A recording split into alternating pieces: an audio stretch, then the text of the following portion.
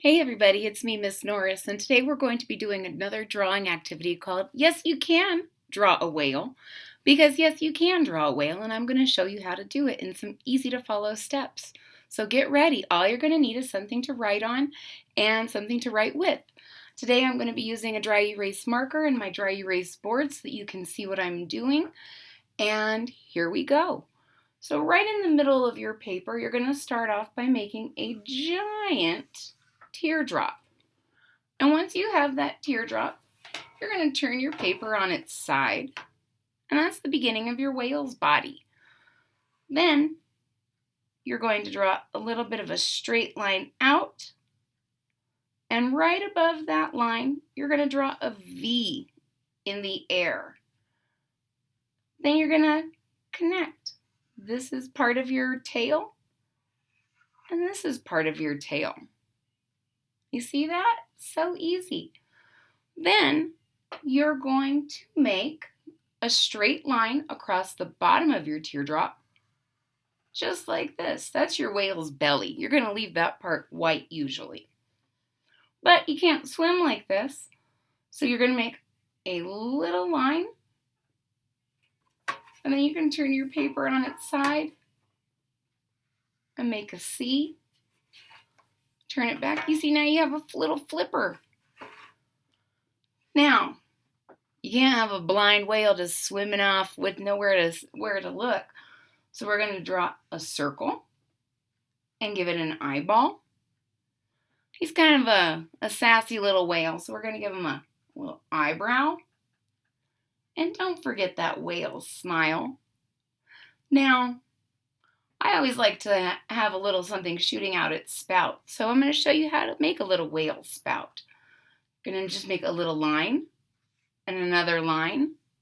I'm going to do another one and another one, and then one straight up the middle, kind of like fireworks. And there you have it. There's a whale. The last thing that I like to do when I make a whale is I like to label my picture. So I'm going to think about all the sounds that I hear in the word whale, and I'm going to help you because some of the sounds are a little bit tricky. We're going to start with a w, w, w. That's right, a W. Now the next letter is kind of a silent sound, and that's an H. Wah, wah. Then the next letter says its name, so it makes it really easy for us. A. That's right, an A tells us, right, what to do. Whale. That's right, an L. Now, this word has a bossy E at the end. This E sits at the end of the word whale and tells this A, hey, you say your name because I'm not going to do anything. And that's what it does. It doesn't do anything except for makes the A do all the work. It's a bossy E. And there you have it, folks. You have a whale, and you didn't have to do very many hard shapes.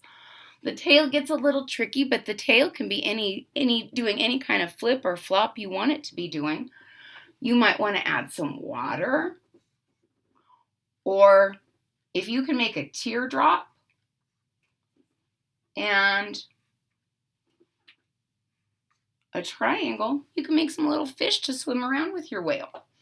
Give it a little eye, a heart mouth, half heart for its fin. Do whatever you want. Go crazy. You can do it. And just like I said, yes, you can draw a whale because you just did, and it's easy as that. I hope all of you take some time to try and draw your own whales and give yourself a little time to color those pictures, and you know I'm going to. I hope you really enjoyed making a whale with me because I really enjoyed making a whale with you. And I can't wait to see you next time. Thanks. Bye.